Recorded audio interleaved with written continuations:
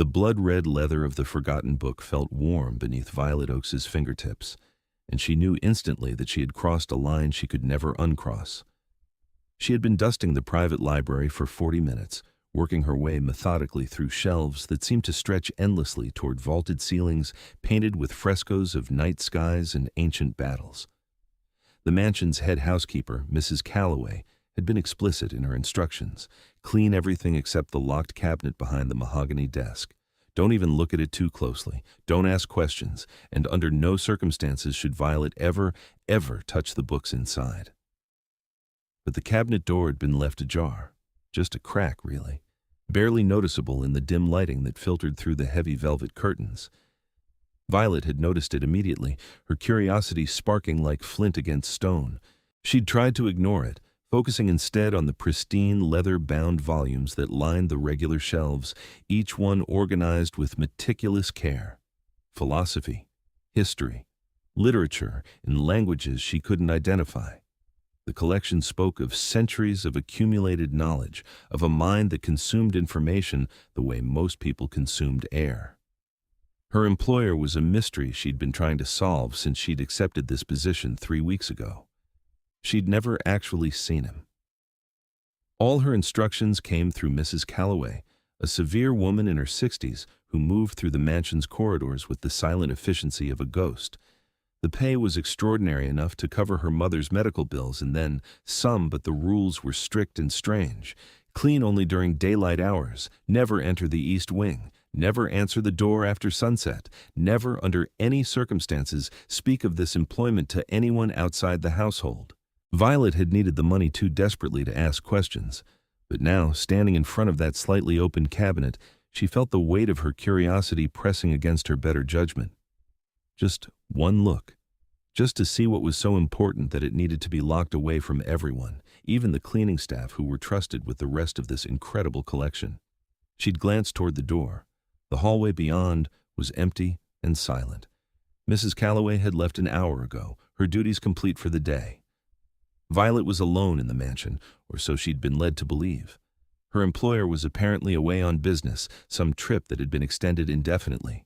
Her hand had moved almost of its own accord, fingers curling around the cabinet's ornate handle. The door had swung open with a whisper of well-oiled hinges, revealing shelves lined with books that looked nothing like the refined volumes in the rest of the library. These were older, bound in materials that made her skin prickle with unease. Leather that looked too smooth, too pale, parchment that seemed to absorb the light rather than reflect it. And there, on the middle shelf, a book bound in crimson leather so rich and deep it looked like it had been soaked in wine. Or blood. She'd pulled it free before she could stop herself, dust motes dancing in the air as she disturbed them. The book was heavier than it looked, solid and warm in her hands. No title marked its spine or cover, but when she'd opened it, she'd found page after page of dense text written in a flowing, elegant script. The language was English, but the content was unlike anything she'd ever read. Treaties between ancient families, laws governing territories she'd never heard of, descriptions of rituals and ceremonies that seemed to belong to another world entirely. And then she'd found the illustrations, detailed drawings of creatures with elongated fangs and eyes that glowed with an inner light, diagrams showing the structure of what the text called the Court of Eternal Night, maps of a vast underground city that supposedly existed beneath the streets of modern-day New York. Vampires. Her employer's private forbidden collection was about vampires. Violet had laughed, a nervous sound that echoed too loudly in the quiet library. This had to be some kind of elaborate historical fiction, or perhaps her employer was an enthusiast of Gothic literature and folklore. Rich people had strange hobbies. She'd heard stories from other domestic workers about employers who collected bizarre things, who had peculiar obsessions with the macabre and mysterious. But something about the book felt different. The details were too precise, too matter-of-fact. The text read like legal documents, not fantasy, and the illustrations they'd been drawn with the kind of anatomical accuracy that suggested the artist had been working from life, or from undeath. She'd been so absorbed in deciphering a passage about blood oaths and binding contracts that she hadn't heard the footsteps approaching down the hallway. hadn't noticed the way the temperature in the room dropped several degrees, or the way the shadows seemed to thicken and coalesce near the doorway. It was only when a voice, deep and cold and laced with barely contained fury, spoke from directly behind her that Violet realized she was no longer alone. "You should not be reading that." The book had slipped from her numb fingers, landing on the mahogany desk with a heavy thud. Violet had spun around, her heart launching into her throat to find herself face to face with the most beautiful and terrifying man she had ever seen. He stood just inside the doorway, tall enough that he seemed to fill the space entirely. His skin was pale, not the pallor of someone who spent too much time indoors, but a luminous white that seemed to glow faintly in the dim light. His hair fell past his shoulders in waves of pure silver white, framing a face that looked like it had been carved by a master sculptor. High cheekbones, a strong jaw, lips that would have been sensual if they weren't currently pressed into a thin line of displeasure. But it was his eyes that trapped her. They were a deep crimson, the same color as the book she'd been reading, and they seemed to look straight through her skin to the rapid beating of her heart beneath. I'm sorry," Violet stammered, taking an involuntary step backward. Her hip connected with the edge of the desk, and she gripped it for support, her legs suddenly unreliable. "The cabinet was open, and I didn't think I shouldn't have—" "No," he agreed, moving into the room with a fluid grace that was distinctly inhuman. "You should not have." Each step he took toward her was measured and precise, like a predator closing in on prey. Violet's instincts screamed at her to run, but there was nowhere to go. He was between her and the only exit, and something told her that running would only make things worse. "You're him," she said, her voice barely above a whisper. "My employer, Lord Tenebris." "Dorian Tenebris," he corrected, coming to a stop just a few feet away from her, close enough that she could see the way his chest didn't rise and fall with breath, close enough that she could detect the complete absence of warmth irradiating from his body. "And you are Violet Oakes, the new housemaid who was explicitly instructed never to enter this cabinet." "It was open," she said again, knowing how weak the excuse sounded. "I thought maybe someone had forgotten to lock it, and you should have closed it and walked away." His voice was like silk over steel. "But instead, you chose to satisfy your curiosity. You chose to violate the most important rule of this household." Violet's mouth had gone dry. She swallowed hard, trying to find words that might somehow explain or excuse what she'd done. "I didn't mean any harm. I was just curious about—" She'd stopped mid-sentence as his eyes narrowed dangerously. About what?" he prompted, his voice dropping even lower. "About whether the stories are true? About whether the monsters you've been told are mere legends actually walk among you?" He'd reached past her then, retrieving the fallen book from his desk with one elegant hand. His fingers traced the blood-red leather almost tenderly, and when he looked back at her, there was something ancient and terrible in his gaze. "They are true, Miss Oakes. Every word in these forbidden texts, every legend whispered in the dark. We are real, and we are everywhere." The word "we" sent a chill racing down Violet's spine. "You're a vampire," she said, and it wasn't a question. "The vampire," he corrected, a hint of pride creeping into his voice. "Dorian Tenebris, King of the Eastern Court, Lord of the Eternal Night, First of the Blood Council. And you, little human, have just read documents that contain secrets capable of destroying the delicate balance between your world and mine." Violet's knees finally gave out. She sank into his desk chair, her hands trembling as she pressed them against her face. This couldn't be real. Vampires weren't real. They were stories, myths, entertainment. But the proof stood before her, beautiful and lethal, and watching her with eyes that had witnessed centuries she couldn't begin to imagine. "Are you going to kill me?" The question tumbled out before she could stop it. Dorian tilted his head, studying her with an intensity that made her feel like a specimen under glass. "That would be the traditional response to such a breach. Knowledge of our existence is carefully controlled. Those who stumble upon it accidentally are typically handled." "Handled," Violet repeated faintly. "That's a polite way of saying murdered." "I prefer the term silenced," he said, setting the book back on his desk with careful precision. "But in your case, I find myself uncertain of the appropriate course of action." "Why?" Hope flared in her chest, desperate and fragile. "Because," Dorian said slowly, as if working through the answer himself. In 3 weeks of employment, you have demonstrated exceptional care for my collection. You dust each volume as if it were precious. You return them to their exact positions. You treat my home with a respect that few humans have shown. He paused, his crimson eyes never leaving hers. And because when you opened that book, the first emotion I sensed from you was not fear or greed, but genuine intellectual curiosity. Violet didn't know what to say to that. She was still trying to process the fact that vampires existed, that her employer was apparently their king, and that her life hung in the balance of his decision. "What happens now?" she asked quietly. Dorian moved around the desk, positioning himself so that he was standing directly in front of her. Up close, he was even more imposing. Power radiated from him like heat from a fire, and Violet had to resist the urge to shrink back in the chair. "Now," he said, "we discuss terms. You have seen what you should not have seen. You know what you should not know.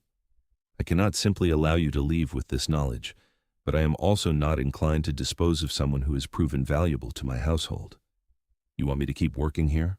Violet's voice rose in disbelief. "After all this?" "I want you to understand the magnitude of what you have learned," Dorian corrected. "The vampire world exists in the shadows of yours, Miss Oakes. We have laws, territories, hierarchies. We feed on your kind, yes, but we do so with discretion. We maintain order, and we punish those who threaten to expose us." He leaned down, bracing his hands on the arms of the chair, caging her in. His face was inches from hers, and Violet could see the sharp points of his fangs when he spoke. "If you speak of this to anyone I will know. And the consequences will extend beyond just you. Do you understand?" Violet's heart hammered against her ribs. "You'd hurt my family." "I would do what is necessary to protect my people." There was no apology in his tone, just cold certainty. "Your mother is ill, I believe. She resides in St. Mary's Extended Care Facility. You have a younger sister, Jasmine, who attends university upstate. These are not threats, Miss Oakes. They are facts. Facts that should motivate you to make wise choices." Anger flared through Violet's fear. "That is a threat. You're threatening my family." "I am ensuring you understand the stakes," Dorian countered. "Knowledge is dangerous, particularly the knowledge you now possess. I need to know that you can be trusted with it." "And if I can't be?" Violet challenged, lifting her chin despite the fear coursing through her. "If I walk out of here and go straight to the police or the media, or you won't." Dorian's confidence was absolute. "Because you are intelligent enough to realize that no one would believe you, because you need this position to pay for your mother's care, and because, despite your fear, you are curious about what else you might learn." That last part hit too close to home. Even now, terrified and trapped, Violet felt that traitorous spark of curiosity burning in her chest. What were vampires really like? How did their society function? What other secrets were hidden in those forbidden books? "What do you want from me?" she asked. Dorian studied her for a long moment, then straightened, giving her space to breathe again. "Continue your duties as before. Clean, organize, maintain my collection, but additionally, you will help me with a special project." "What kind of project?" "These books," he gestured to the open cabinet, "contain the entire legal and historical framework of the Eastern Court. They have been maintained for centuries, but they are disorganized. Treaties are mixed with histories. Legal codes are scattered across multiple volumes. I need someone to catalog them, to create a comprehensive index." Violet stared at him. "You want me to organize your vampire library?" "I want you to become intimately familiar with our laws and customs," Dorian corrected. "If you are to possess this knowledge, you might as well understand it fully. And in doing so, you will become valuable enough that harming you would be a waste of resources." It was a strange kind of protection, Violet realized. By making her useful, indispensable even, he was giving her a reason to live, but it was also a leash, binding her to this place and to him. "And if I refuse?" Dorian's smile was cold and beautiful. "You won't refuse. You are far too curious for that." He was right, damn him. Violet wanted to be angry, wanted to refuse out of principle, but the opportunity he was offering was extraordinary. How many people ever got the chance to glimpse a hidden world? How many humans had ever been invited into the heart of vampire society, even in this limited capacity? "I'll do it," she said quietly, "but I want something in return." Dorian raised one elegant eyebrow. "You're in no position to negotiate." "You need someone you can trust," Violet countered, finding her courage. "Someone who will handle these documents with care and discretion. You said yourself that I've proven valuable, so let me be valuable, but give me something in return." "And what is it you want, Miss Oakes?" "Protection," Violet said immediately. "Not just the threat of violence if I speak out. Real protection. If vampires are real, then the world is more dangerous than I ever imagined. I want assurance that my family and I will be safe." "From what?" "From anything supernatural," Violet said. "From other vampires who might notice my connection to you. From whatever else is out there that I don't know about yet." Dorian considered this, his crimson eyes thoughtful. "You understand that such protection would bind you to me more completely than any threat could?" "I understand," Violet said, meeting his gaze steadily. "But if I'm going to live in a world where monsters are real, I'd rather have one on my side." Something shifted in Dorian's expression, not quite approval, but perhaps a hint of respect. "Very well, Miss Oakes. You will have your protection. No vampire in the Eastern Court will touch you or yours without answering to me. You have my word as king." He extended his hand, and Violet stared at it for a moment before realizing what he was asking. She placed her hand in his, and his fingers closed around hers with surprising gentleness. His skin was cool and smooth, and she felt a strange tingle where their flesh met, like static electricity, but more profound. "This is a blood oath," Dorian said quietly. "In vampire culture, such agreements are binding. Do you consent?" Violet hesitated. "Will it hurt?" "Only for a moment." Before she could second-guess herself, Dorian produced a small silver knife from his pocket. The blade gleamed in the low light as he drew it across his palm, then across hers. The cut was shallow but precise, and Violet hissed at the sharp sting of pain. Dorian pressed their palms together, and Violet felt his blood mixing with hers. It was warm, warmer than his skin had been, and it seemed to pulse with an energy that made her entire arm tingle. "By blood and bond, I offer my protection," Dorian intoned, his voice taking on a formal, ritualistic quality. "By ancient law and royal decree, I claim Violet Oakes is under my aegis. Let all of the night know that harm to her is harm to me." The air in the room seemed to shimmer, and Violet felt something settle over her like an invisible cloak. The sensation faded after a moment, but she knew instinctively that something fundamental had changed. Dorian released her hand and produced a handkerchief, which he used to wipe the blood from both their palms. When he pulled the fabric away, Violet saw that her cut had already healed, leaving only a faint white line that glowed briefly before fading to match her skin tone. "What did you do?" she whispered. "I marked you as mine," Dorian said simply. "Other supernatural beings will sense my claim. They will not dare to touch you." "Marked me?" Violet looked down at her palm, but there was no visible sign of what had just occurred. "How?" "Vampire blood has properties that humans do not understand," Dorian explained. "When mixed with your blood in a ritual context, it creates a bond. You will heal faster now, age more slowly, and my kind will know, on an instinctive level, that you are under my protection." Violet wasn't sure how she felt about that. The idea of being marked like property made her uncomfortable, but she also couldn't deny the relief that came with knowing she had protection in this suddenly dangerous world. "What happens now?" she asked. "Now you go home," Dorian said. "Rest. Process what you have learned. Tomorrow evening you will return and begin your work on the archives. I will be here to guide you." "Tomorrow evening?" Violet repeated. "But I usually work during the day." "Your schedule has changed," Dorian said. "You will work in the evenings now, when I can supervise your access to sensitive materials. Mrs. Calloway will adjust the household schedule accordingly." It made sense, Violet supposed.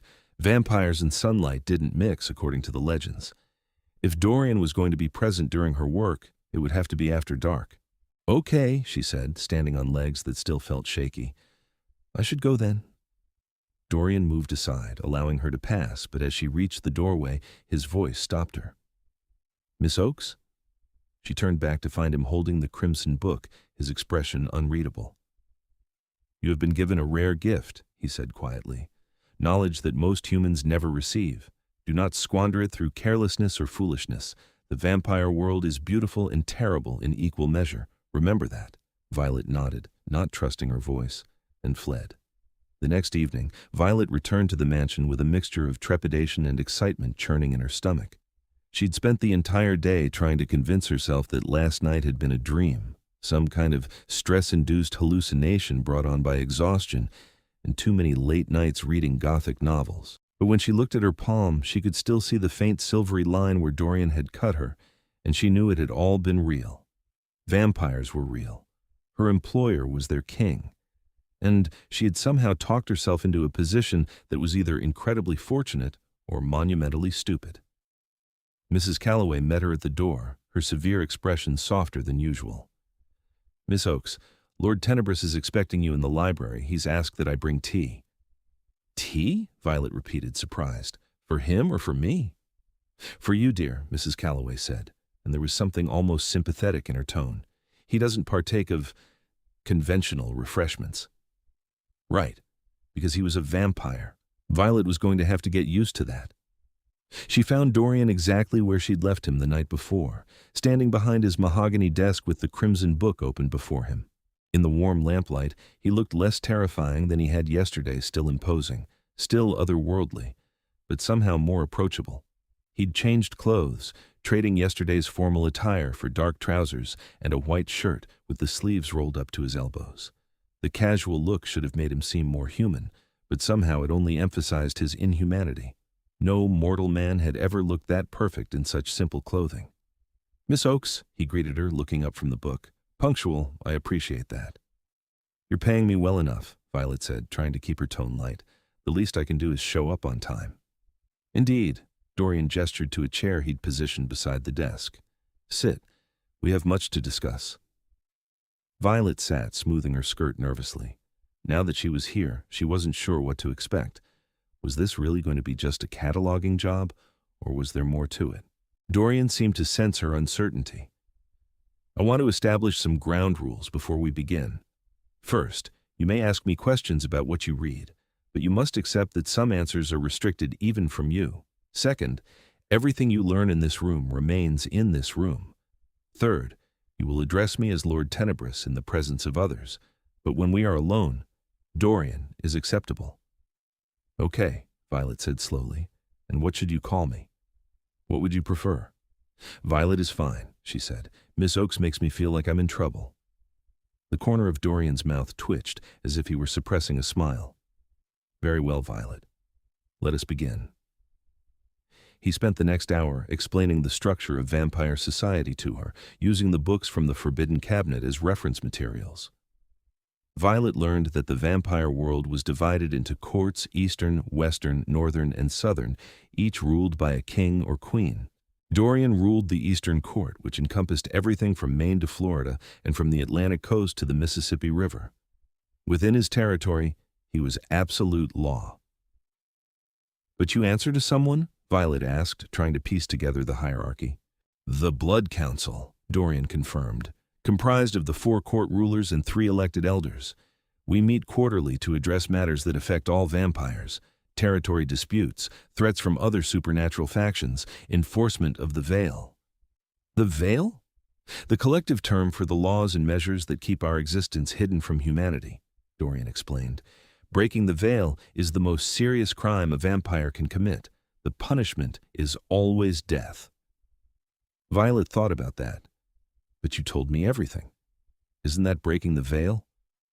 "I bound you with a blood oath," Dorian reminded her.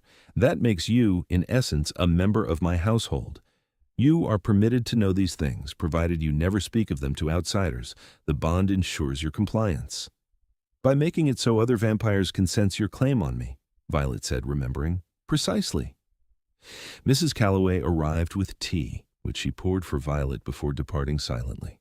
Violet wrapped her hands around the warm cup, grateful for something to do with her nervous energy. "Can I ask you something personal?" she ventured. Dorian inclined his head. "You may ask. I will decide whether to answer."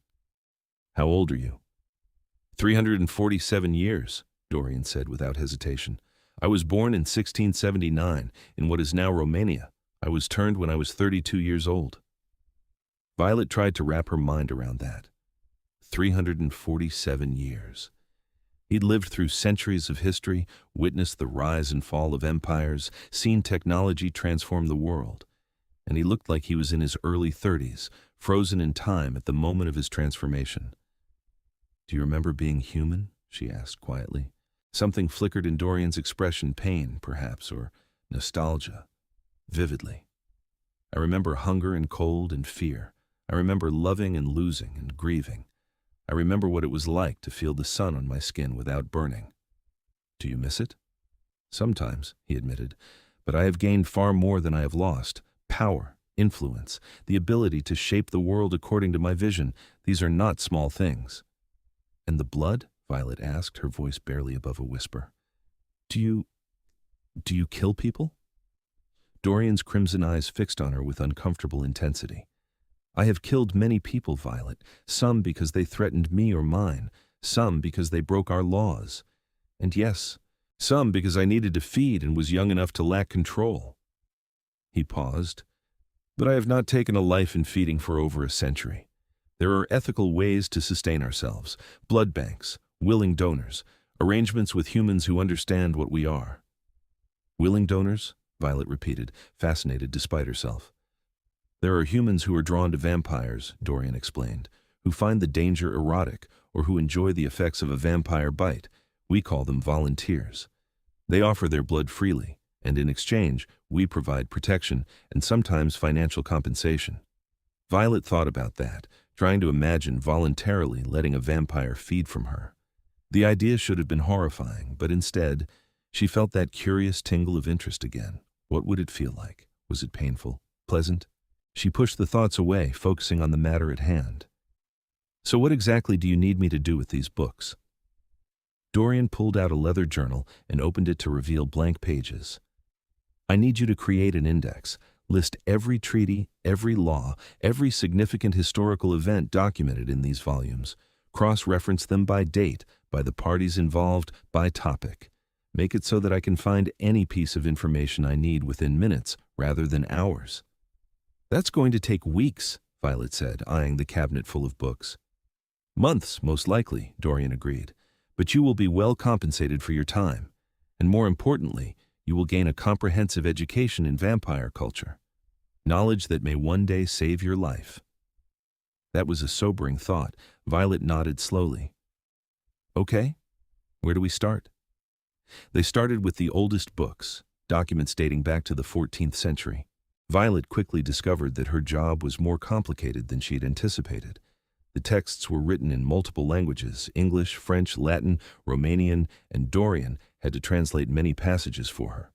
But as the evening wore on, she found herself falling into a rhythm. She would read a passage, summarize its contents, and record it in the journal while Dorian moved on to the next volume. Hours passed without her noticing. It was only when Mrs. Calloway appeared with more tea and a concerned expression that Violet realized how late it had gotten. "It's past midnight, Miss Oakes," the housekeeper said gently. "Perhaps you should rest." Violet blinked, surprised. She didn't feel tired at all. In fact, she felt more energized than she had in weeks. "I'm fine, really. I can keep working." "No," Dorian said firmly, closing the book he'd been examining. "Mrs. Calloway is right. You need rest. We will continue tomorrow evening." "But we've barely made a dent," Violet protested, gesturing to the still full cabinet. "Which is why this is a long-term project," Dorian said. "I will not have you exhausting yourself. The bond may give you increased vitality, but you are still human. You still need sleep." The bond.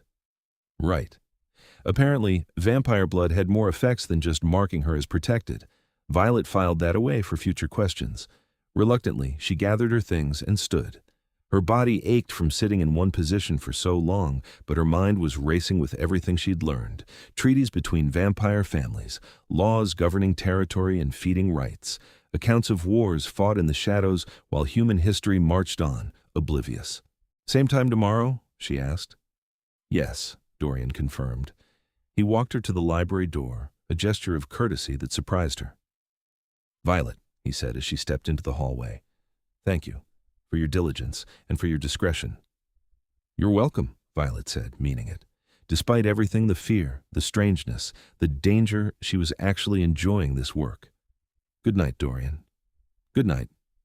The pattern continued for weeks. Violet would arrive each evening as the sun set, and she and Dorian would work late into the night, cataloging the contents of his forbidden library. Gradually, she began to understand the intricate web of vampire politics, the delicate balance that kept their world hidden from humanity. She also began to understand Dorian himself. He was not what she had expected from a vampire king. Yes, he was dangerous, she never forgot that, but he was also cultured, intelligent, and surprisingly patient. He would spend hours explaining concepts she didn't understand, translating obscure passages, sharing stories from his long life that brought the dry historical documents to vivid life. And he listened to her. When she offered opinions on what she read, when she questioned the logic of certain laws or the fairness of particular treaties, he didn't dismiss her. Instead, he engaged with her arguments, sometimes agreeing, sometimes defending the vampire perspective, but always treating her thoughts as worthy of consideration. Violet found herself looking forward to their evenings together more than she probably should. It wasn't just the work, though that was fascinating enough. It was the conversations that sprang up between passages, the debates about morality and power and the nature of justice. It was the way Dorian would pause sometimes and just look at her, as if he found her presence as interesting as she found his. And slowly, almost imperceptibly, the dynamic between them began to shift. It started with small things. Dorian began having Mrs. Calloway prepare Violet's favorite foods for her evening breaks. He would ask about her day, about her mother's health, about her sister's studies.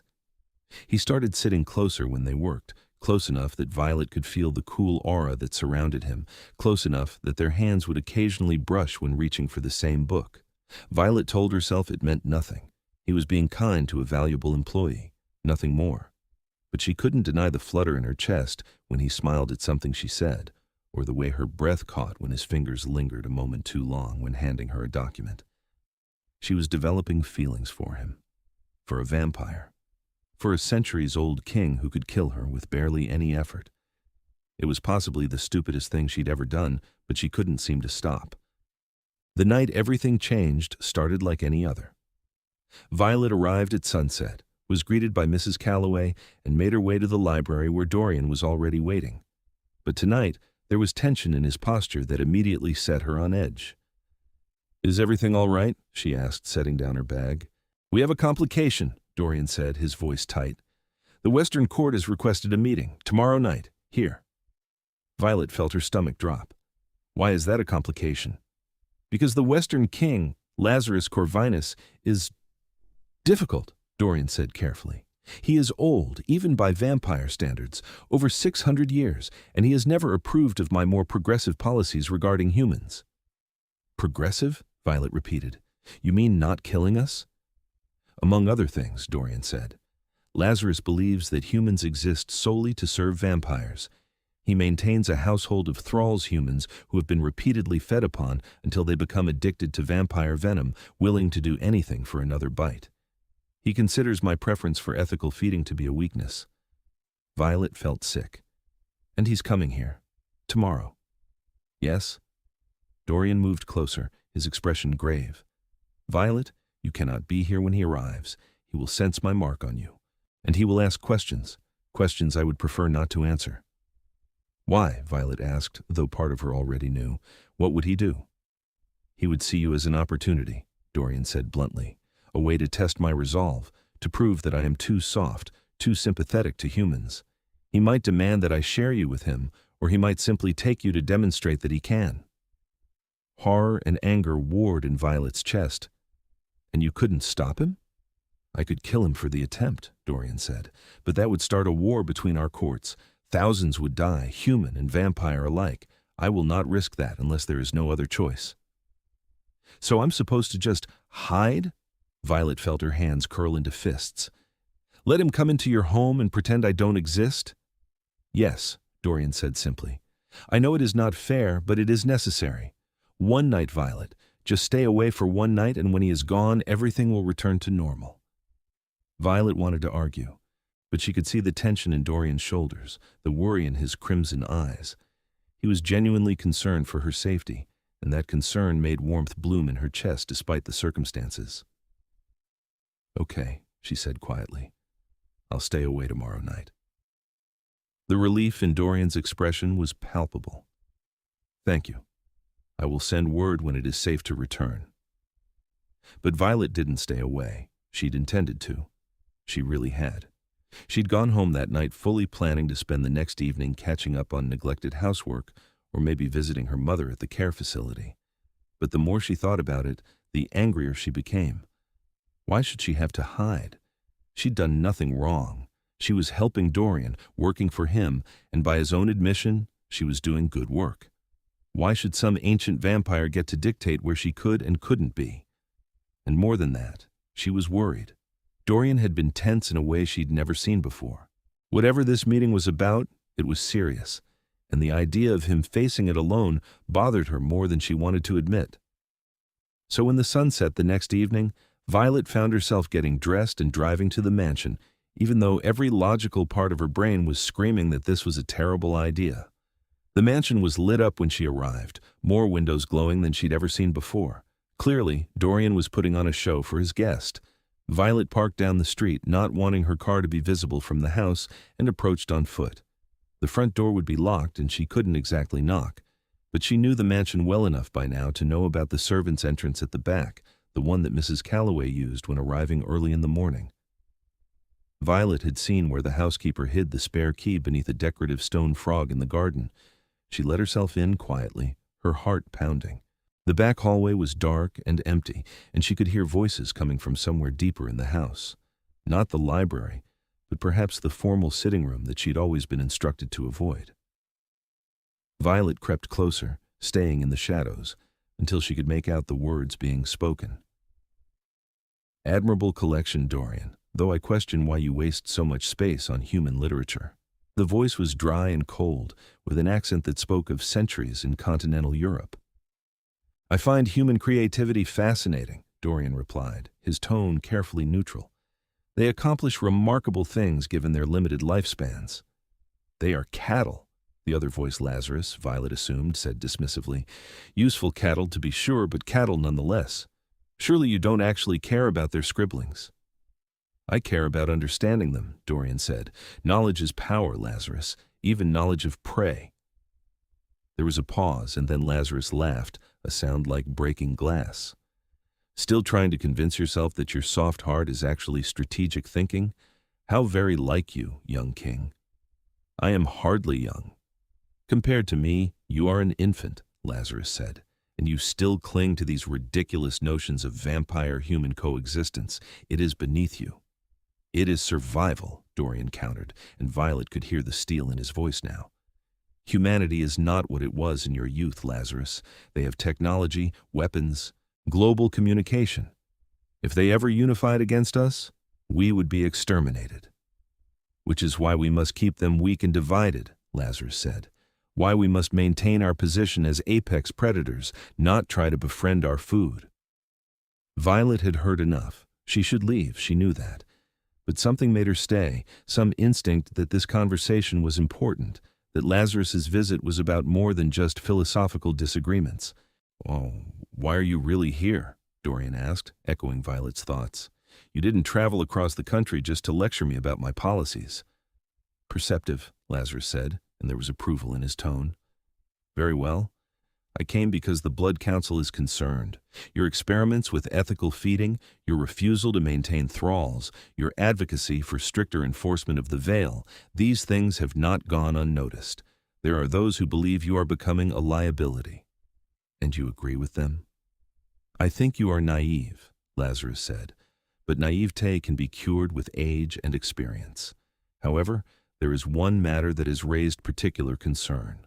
Rumors have reached us that you have taken a human into your confidence, that you have shared knowledge of our existence with someone who is neither thrall nor volunteer. Is this true?" Violet's blood turned to ice. They knew. Somehow, despite all their precautions, the vampire world knew about her. "I have a housekeeper who has been in my employ for decades," Dorian said carefully. She knows what I am, yes, but she is loyal and discreet. Not the old woman, Lazarus said impatiently. The young one, the one who carries your mark. There was a long, tense silence. I see, Lazarus continued. You do not deny it. I bound her with a blood oath, Dorian said finally. She accidentally discovered sensitive materials, and rather than dispose of her, I chose to secure her loyalty. She has proven useful. Useful, Lazarus drew the word out mockingly. Is that what we're calling it now? Tell me, Dorian, this human you have marked, do you feed from her? No. Do you intend to turn her? No. Then what is she to you? Lazarus's voice dropped, becoming dangerous. Why would you risk marking a human, binding her to you in a way that other vampires can sense, unless she means something to you? Violet held her breath, waiting for Dorian's answer. She realized, with a start, that she desperately wanted to know the answer herself. She is under my protection, Dorian said, but there was something in his voice, some subtle shift that suggested he wasn't telling the whole truth. Bring her to me, Lazarus said suddenly. I want to meet this human who has so captivated the Eastern King. She is not here. Don't lie to me, boy, Lazarus snapped. I can smell her, fresh human blood, warm and alive, somewhere in this house. She's listening to us right now, isn't she? Foolish girl. Violet's heart stopped. He could smell her, from rooms away. She'd been so careful, staying in the shadows, barely breathing, but it hadn't mattered. Vampires could track humans by scent alone. Violet, Dorian called, his voice resigned. Come out. There's no point in hiding now. For a moment, Violet considered running. But where would she go? Lazarus would catch her before she made it to the door. And besides, running would only make things worse, would make her look like prey. So she stepped out of the hallway and into the sitting room, keeping her head high even as her legs trembled. The room was elegantly furnished, all dark wood and rich fabrics. Dorian stood near the fireplace, looking tense and angry, and across from him, sitting in a high-backed chair like it was a throne, was Lazarus Corvinus. He was terrifying. Where Dorian was beautiful in an ethereal, almost gentle way, Lazarus was beautiful in the way a blade was beautiful, cold and sharp and deadly. His hair was even paler than Dorian's, almost translucent, falling in a straight sheet to his waist. His skin had a faint bluish tint, like marble that had been left in snow, and his eyes were not crimson like Dorian's, but a pale, icy silver that seemed to see straight through flesh to bone. He looked at Violet the way someone might look at an interesting insect, with curiosity and mild disdain. So this is the girl, Lazarus said, rising from his chair with fluid grace. He moved toward her, and Violet had to force herself not to back away. She doesn't look like much. Small, fragile. What could you possibly find interesting about this creature, Dorian? That is none of your concern, Dorian said, moving to place himself between Violet and Lazarus. She is under my protection. You will not touch her. Will I not? Lazarus tilted his head, studying Dorian with those unsettling silver eyes. You sound remarkably protective of someone who is merely useful. She is my responsibility, Dorian said firmly. That's enough. Lazarus laughed, that breaking glass sound again. Oh, this is better than I imagined. You care for her, don't you? Not as a pet or a possession, but truly care. How wonderfully human of you, Dorian. You are mistaken. Am I? Lazarus looked past Dorian to Violet. Tell me, girl, does my young friend here treat you well? Violet found her voice, though it came out shakier than she would have liked. Lord Tenebris has been nothing but honorable in his dealings with me. Honorable, Lazarus repeated, as if tasting the word. And are you afraid of him? Violet thought about lying, but something told her that Lazarus would know. Sometimes, she admitted, but I'm more afraid of you. That seemed to amuse him. At least you have some sense. Tell me, has Dorian explained what it means to bear his mark? Yes. Has he told you that other vampires will be drawn to you because of it? That his blood running through your veins makes you more appealing, more intoxicating than an unmarked human? That you are essentially walking around with a target painted on your throat? Violet felt her stomach drop. No, he didn't mention that. Lazarus's smile was cruel. Of course he didn't, because then you might understand how selfish his so-called protection really is. He has made you more valuable and more vulnerable in equal measure. Enough, Dorian said, his voice sharp with command. You have met her. You have satisfied your curiosity. Now leave her alone." "Or what?" Lazarus challenged. "You'll fight me? Start a war over a human? I don't think so, Dorian. You're too responsible for that, too concerned with the greater good." He moved suddenly, faster than Violet could track, and then he was behind her, his cool breath on her neck.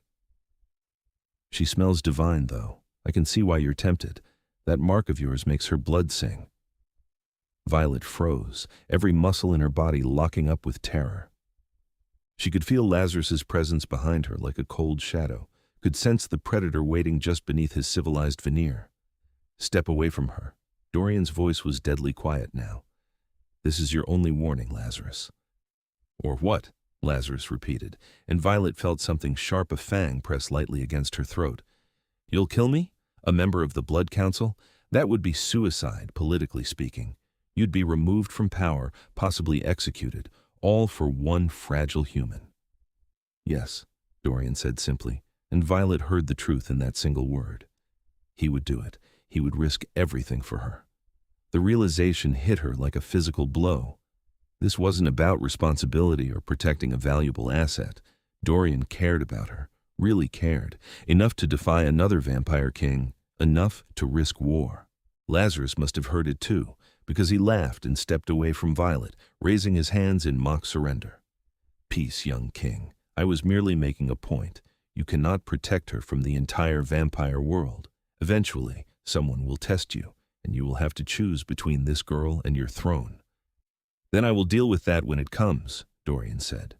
"You really would, wouldn't you?" Lazarus shook his head, something almost like respect in his expression.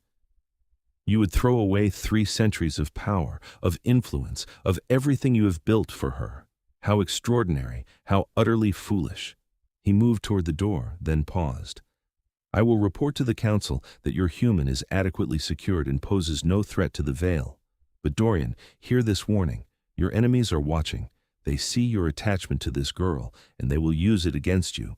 Love is a weakness we cannot afford."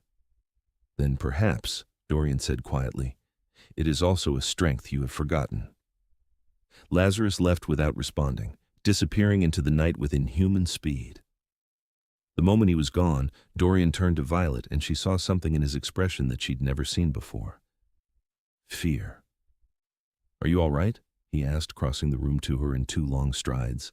His hands hovered near her shoulders as if he wanted to touch her, but wasn't sure if he should. "Did he hurt you?" "I'm fine," Violet said, though her whole body was shaking now that the danger had passed. "Just scared." "You should be," Dorian said roughly. "Violet, what were you thinking? I told you to stay away tonight." "I know," Violet said. I couldn't. I was worried about you." "Worried about me?" Dorian stared at her. "I'm a 300-year-old vampire king. Why would you be worried about me?" "Because you were tense," Violet said. "Because this meeting was important, and I didn't want you to face it alone. Because She stopped, suddenly afraid to finish that sentence. "Because you what?" Dorian asked, his crimson eyes searching hers. "Because I care about you," Violet whispered. "More than I should. More than is probably wise, but I do." The silence that followed was deafening. Violet waited for Dorian to laugh, or to gently explain why what she felt was impossible, or to simply walk away. Instead, he closed his eyes and took a shaky breath he didn't need. "This cannot happen," he said finally. "Why not?" "Because Lazarus was right," Dorian said, opening his eyes to look at her with an intensity that stole her breath. "Because my enemies will use you against me. Because you deserve a normal life with someone who can give you children and grow old with you and stand beside you in the sunlight. Because I am a monster, Violet, no matter how civilized I appear." "I don't care," Violet said. "You should." "But I don't." Violet stepped closer, closing the distance between them. "Dorian, I've spent weeks with you. I've seen how you think, how you care about justice and fairness, even when it's inconvenient. I've watched you try to build a better world for both humans and vampires. You're not a monster. You're just different." "I have killed," Dorian said harshly. "I have fed on humans. I will live forever while you age and die. How can you possibly want this?"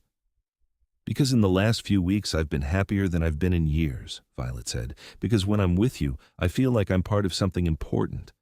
Because you make me laugh, and you challenge me to think, and you look at me like I matter. She took a breath.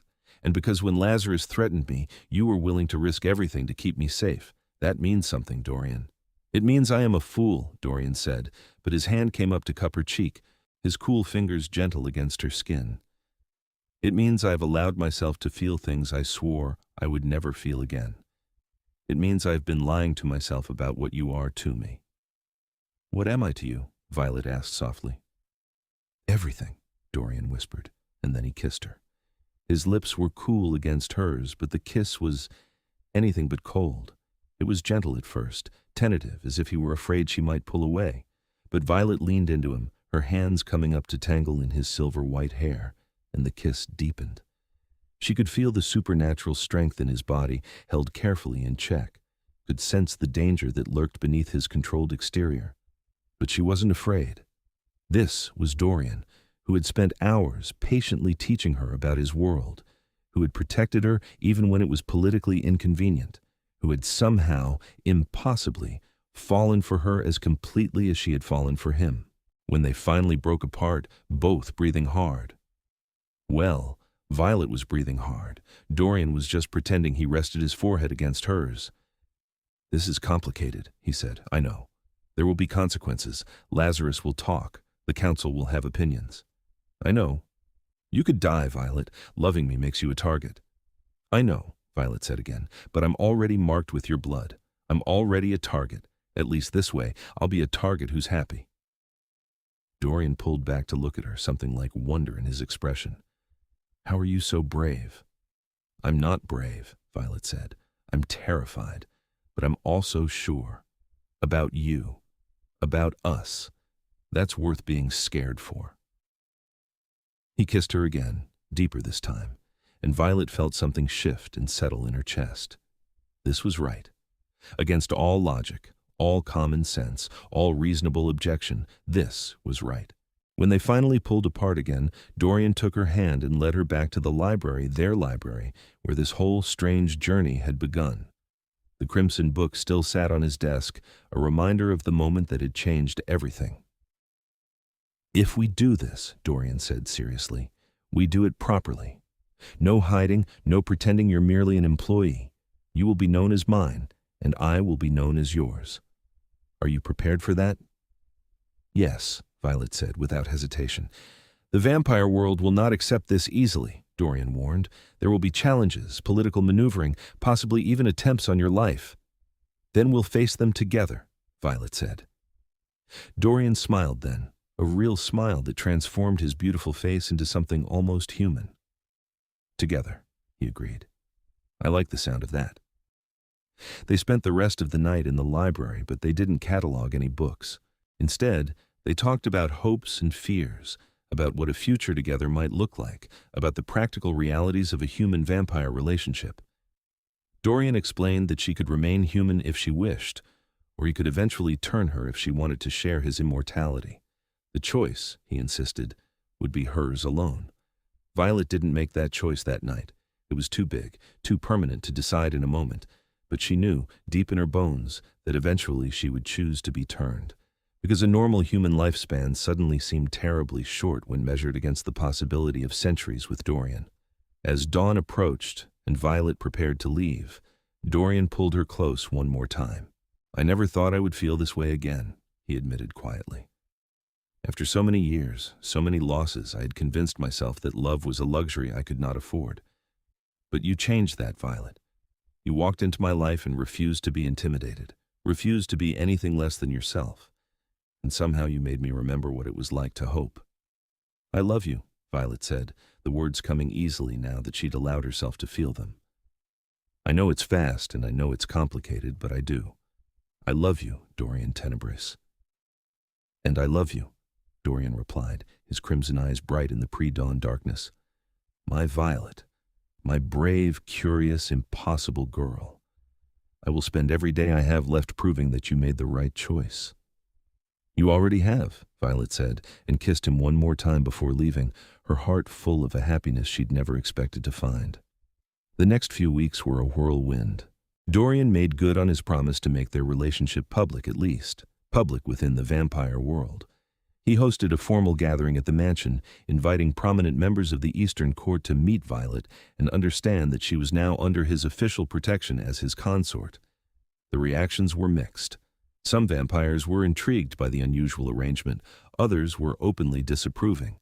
But all of them respected Dorian's authority enough not to challenge him directly, at least not yet. Violet found herself navigating a strange new world of vampire politics and ancient protocols. Dorian's allies became her allies, and his enemies became hers. She learned which vampires could be trusted and which ones were merely biding their time, waiting for an opportunity to prove that a human had no place in their society. Through it all, Dorian remained a constant presence, protective without being controlling, supportive without being condescending. He taught her the subtle art of vampire diplomacy, how to read the nuances in their ancient rituals, how to carry herself with the confidence required to be the consort of a king, and their relationship deepened. Violet moved into the mansion officially, her nights spent working alongside Dorian in the library or attending vampire court functions, her days spent sleeping in a room that had been specially prepared for her. Dorian had installed blackout curtains and reinforced the door, ensuring that she was safe even during the daylight hours when he was at his most vulnerable.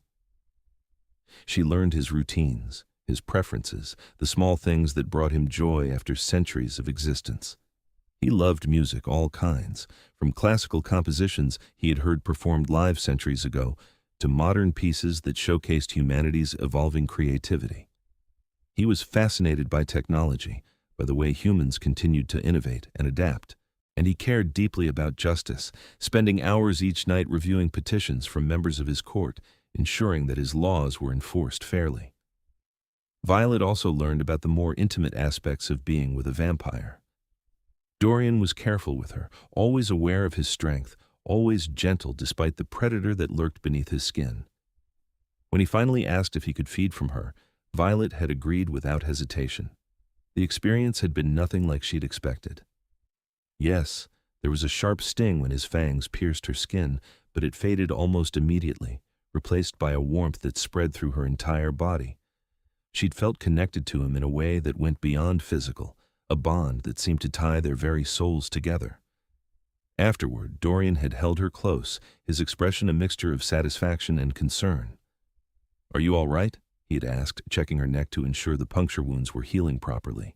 "More than all right," Violet had assured him, surprised by how true it was.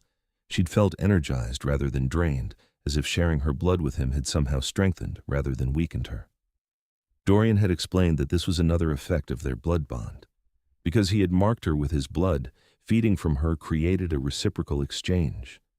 She gave him sustenance, and in return, his venom carried properties that enhanced her vitality, slowed her aging, and even provided a degree of supernatural strength and resilience. "You're becoming something new," Dorian had said wonderingly. "Not quite human, not yet vampire, but something in between. I've never seen anything like it." "Is that bad?" Violet had asked. "No," Dorian had said firmly. "It's extraordinary. You are extraordinary." 3 months after that first kiss, Dorian received a summons from the Blood Council. They were convening an emergency session to discuss the human question, specifically, Dorian's relationship with Violet and the precedent it set for vampire-human interactions. Dorian was furious. "They have no right to question my personal choices," he had said, pacing the library like a caged predator. "The laws are clear. A king may take a consort of any species, provided they are willing and of age. This is a political maneuver, nothing more." "Then we'll face it politically," Violet had said, surprising herself with her own calm. "We knew this was coming eventually. Let's deal with it." "I will not allow them to dictate my life," Dorian had said. "Or yours." "They won't," Violet had assured him, "because we're going to that meeting, and we're going to make them understand that this isn't a weakness.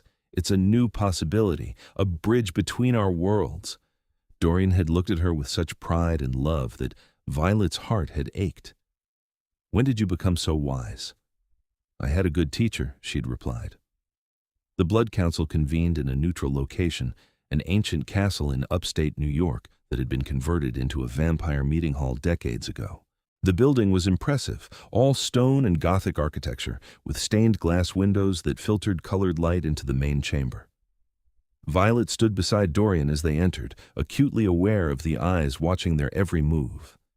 The council was already assembled, Lazarus Corvinus of the Western Court, looking as coldly beautiful as ever. Seraphine Nightshade, Queen of the Southern Court, a striking woman with midnight black hair and eyes like molten gold. Marcus Dreadmore, King of the Northern Court, a massive vampire with the build of a warrior and a surprisingly gentle expression. And the three elected elders, Cassandra the Wise, Thomas the Just, and Valeria the Ancient. They sat in high-backed chairs arranged in a semicircle, and Dorian and Violet stood before them like defendants in a trial. "Dorian Tenebris," Cassandra began, her voice carrying the weight of centuries, "you stand accused of recklessly endangering the Veil through your relationship with this human. How do you answer?" "I answer that the accusation is baseless," Dorian said firmly. "Violet Oaks has been bound to me through a blood oath. She is no threat to the Veil." "A blood oath does not erase her humanity," Lazarus interjected. "She is still mortal, still vulnerable to capture or coercion. What happens if your enemies get hold of her, if they torture her for information about our world?" "They won't succeed," Dorian said. "The bond protects her mind as well as her body. Any attempt to compel information from her would fail." "How convenient," Seraphine said, her golden eyes fixed on Violet. "And what of you, human? Do you understand the danger you have placed yourself in, the danger you have placed all of us in by knowing what you know?" Violet met the Queen's gaze steadily. "I understand perfectly. Your Majesty, but I also understand that fear of exposure has made the vampire world insular and isolated. You hide so carefully that you've forgotten how to adapt. Dorian is trying to build something better, a world where vampires and humans can coexist, where we don't have to be enemies or predator and prey. I want to be part of that." There was a murmur among the council members. Seraphine's expression shifted from skepticism to interest. "Bold words for a human," Marcus rumbled. "Do you have any idea how many of your kind have sworn cooperation with us, only to betray us at the first opportunity?" "I'm sure many have," Violet acknowledged, "but I'm not them. I've spent months learning about your world, your laws, your culture. I've seen the beauty and the danger in equal measure, and I've chosen to stay. To stand with Dorian. That should count for something." "It counts for naivete," Lazarus said dismissively. "You are infatuated with the idea of vampires, girl. When the reality sets in, when you watch Dorian feed, when you see the monster beneath the beautiful exterior, when you realize that he will outlive you by centuries, that infatuation will fade." "With respect, Lord Corvinus," Violet said, her voice stronger now, "I have watched Dorian feed, from me. And I've seen both the monster and the man. I love them both, because they're both part of who he is. As for outliving me," she paused, glancing at Dorian, who gave her an almost imperceptible nod of encouragement. "Dorian has offered to turn me when the time is right. I intend to accept." That caused an uproar. Several council members began talking at once, their voices rising in volume. Only Dorian remained silent, his hand finding Violet's and squeezing gently. Cassandra held up a hand for silence. "You would become one of us? Willingly?" "Yes," Violet said. "Not now, I'm not ready yet, and neither is Dorian. But eventually, yes. I want to share his life, truly share it, not just the brief flicker of a human lifespan."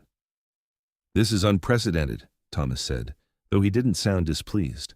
"A human willingly choosing transformation out of love rather than necessity or coercion. If it were to happen, it would change everything." "Exactly," Dorian said. "It would prove that vampires and humans can be more than master and servant, predator and prey. We can be partners, equals. Violet has shown me that, and I believe she could show all of you if you would give her the chance." Seraphine leaned forward in her chair. "And what would you have us do, Dorian? Approve your relationship? Encourage others to follow your example? Open the floodgates to human-vampire pairings across all courts?" "I would have you recognize that the world is changing," Dorian said. "Humanity grows stronger every year. Their technology, their weapons, their ability to organize and communicate globally, we cannot hide forever. Eventually, they will discover us.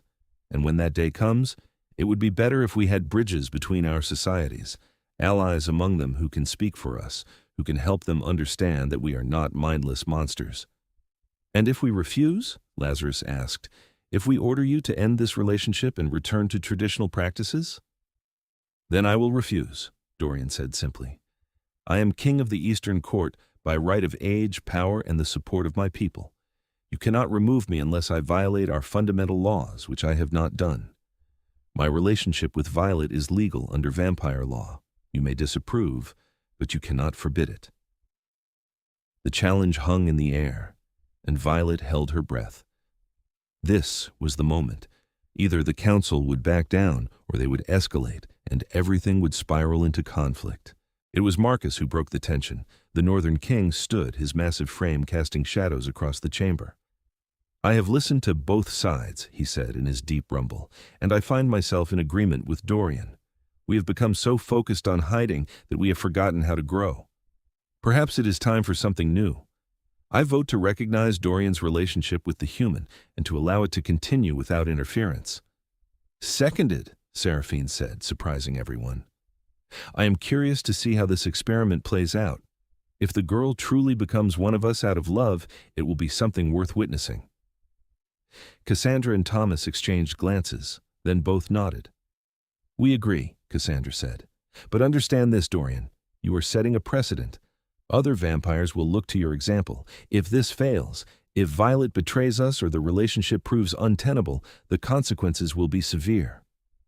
I understand, Dorian said. And we will be watching, Valeria added, speaking for the first time. Her voice was ancient and papery, like wind through dead leaves. One misstep, one hint that the veil is threatened, and we will act.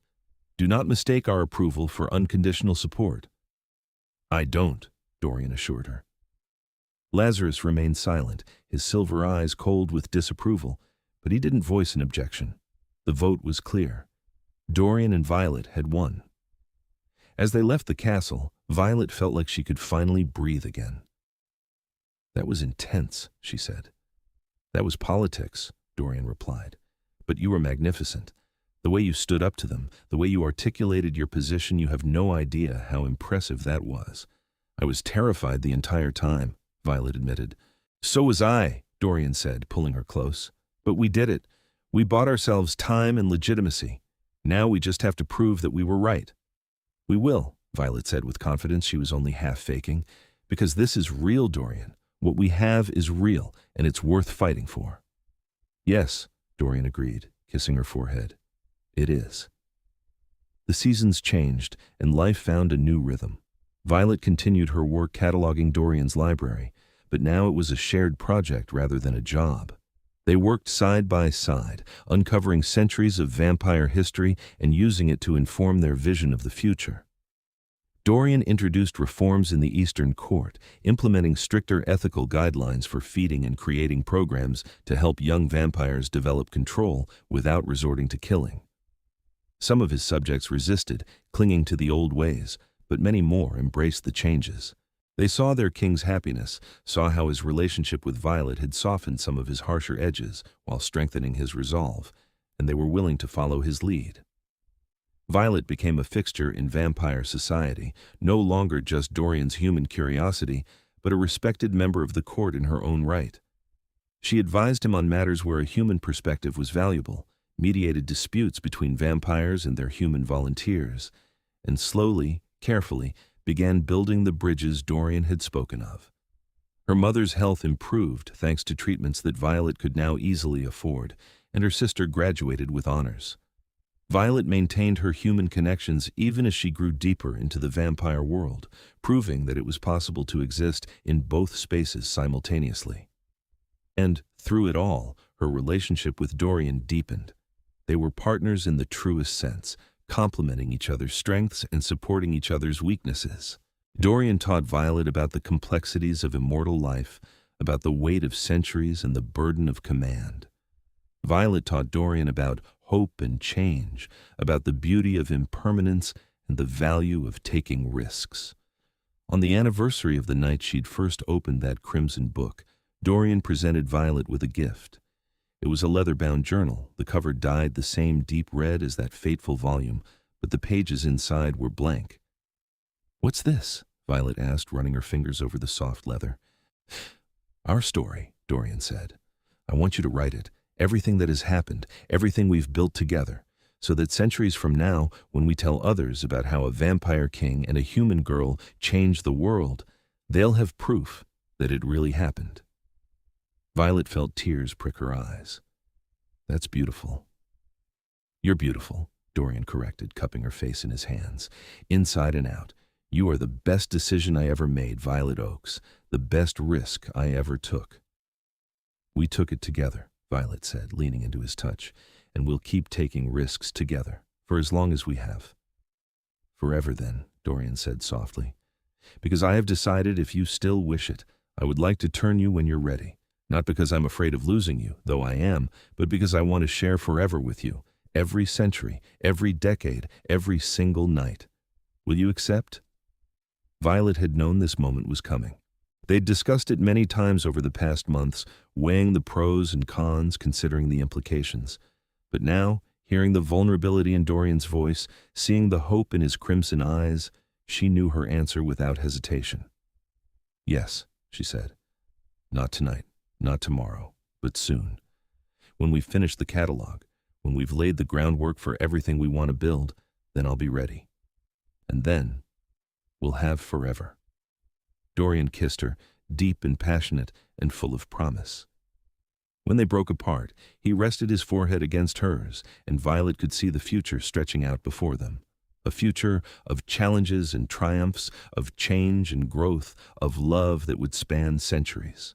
"I never believed in fate," Dorian murmured.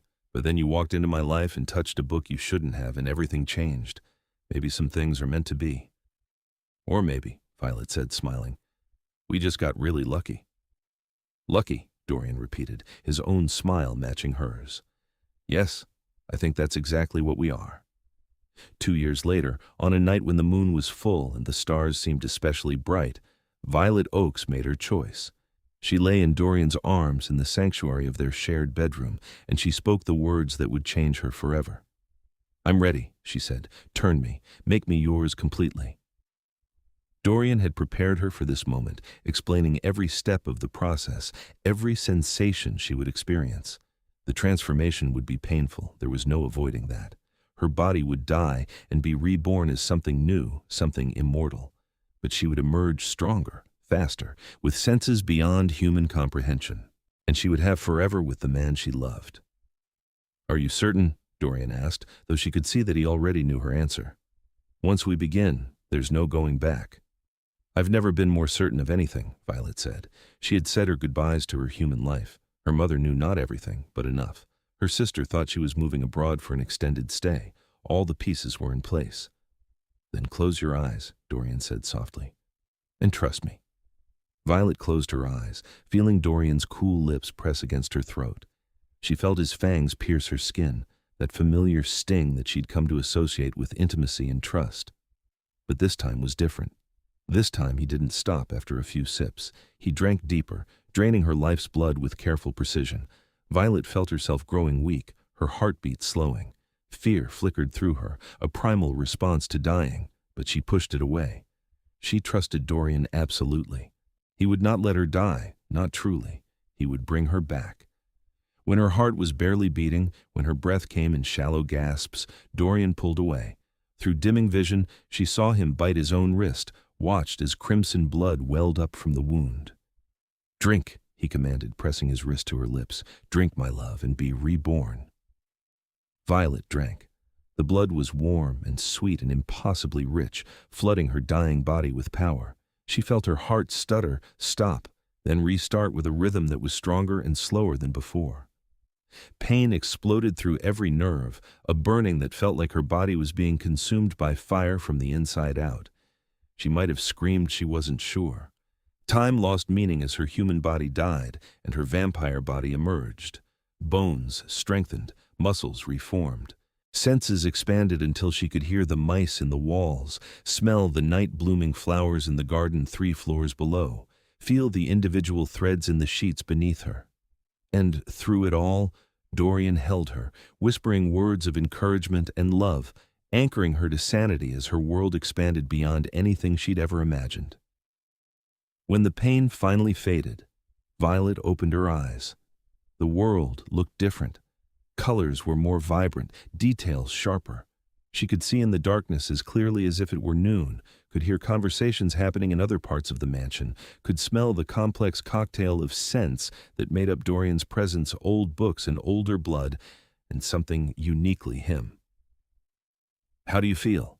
Dorian asked, his face hovering above hers, crimson eyes bright with concern and hope. Violet took stock of herself. Her body felt strong, powerful in a way it never had before. Her mind was clear, thoughts moving faster than they ever had. And her heart was full of love for the vampire who had given her this gift. "I feel," she said, her voice sounding strange to her enhanced hearing, "incredible." Dorian's smile was radiant. "Welcome to immortality, my love. Welcome to forever." He helped her sit up, and Violet caught sight of her reflection in the mirror across the room. Her skin had paled to that characteristic vampire, white, luminous, and perfect. Her hair seemed to have lightened several shades, taking on a silvery quality. And her eyes had changed from their normal brown to a deep crimson that matched Dorian's exactly. "I'm beautiful," she whispered, surprised. "You were always beautiful," Dorian corrected. "Now you're just immortally so." He spent the next hours teaching her how to control her new abilities, how to move without breaking things, how to hear without being overwhelmed by sound, how to manage the burning thirst that was her new constant companion. "The hunger will be intense at first," he warned. "We'll need to feed soon. I have volunteers waiting, humans who know what we are and consent to being fed from. They'll help you learn control." "Not yet," Violet said. "First, I want to do something." She moved to the library, reveling in her new speed and grace. The room looked different now, even more beautiful with her enhanced vision. She could see details in the frescoed ceiling that she'd never noticed before, could read the spines of books on the highest shelves without squinting. And there, on Dorian's desk, was the crimson book that had started everything. Violet picked it up, feeling the weight of it, remembering the moment she'd first opened it and discovered the truth about vampires. That moment had changed her life irrevocably, had set her on a path that led to love and danger, and ultimately to immortality. "Thank you," she said softly, addressing the book as if it could hear her, "for being forbidden, for being irresistible, for changing everything." Dorian came up behind her, wrapping his arms around her waist and resting his chin on her shoulder. "No regrets?" he asked quietly. "None," Violet said firmly. "This is exactly where I'm meant to be, who I'm meant to be, with you." "With me," Dorian echoed. "Forever." "Forever," Violet agreed, and kissed him with all the passion and love and certainty in her newly immortal heart. In the years that followed, Violet and Dorian became legends in the vampire world. The human girl who had dared to read forbidden books and the vampire king who had dared to love her became symbols of change, proof that the old ways could evolve without being destroyed. Other vampires began forming genuine relationships with humans, not as thralls or prey, but as partners and friends. The veil remained intact, but the world behind it became richer, more complex, more connected to the humanity it had once only hunted. Violet used her unique position, formerly human, now vampire, beloved by a king, to advocate for reforms that improved life for both species. She established sanctuaries where humans and vampires could interact safely, created ethical feeding programs that respected human autonomy, and worked tirelessly to build the bridges she'd promised the Blood Council. And through it all, she remained deeply, completely, eternally in love with Dorian Tenebris. They faced challenges, of course. There were vampires who opposed their reforms, who saw their progressive policies as a threat to the natural order. There were attempts on their lives, political maneuverings, and moments when it seemed like everything they'd built might crumble. But they faced it together, two beings who had found in each other something worth fighting for, worth dying for, worth living forever for. Decades passed, then centuries. The world changed around them, technology advanced, nations rose and fell, humanity continued its endless march of progress. But Violet and Dorian remained constant, their love a fixed point in a turning world. They never forgot that first night when Violet had dusted books she shouldn't have touched, and Dorian had found her at his desk, holding a crimson volume that contained secrets capable of changing everything. That moment had been the beginning of their story, but it was far from the ending, because their story, like their love, was eternal.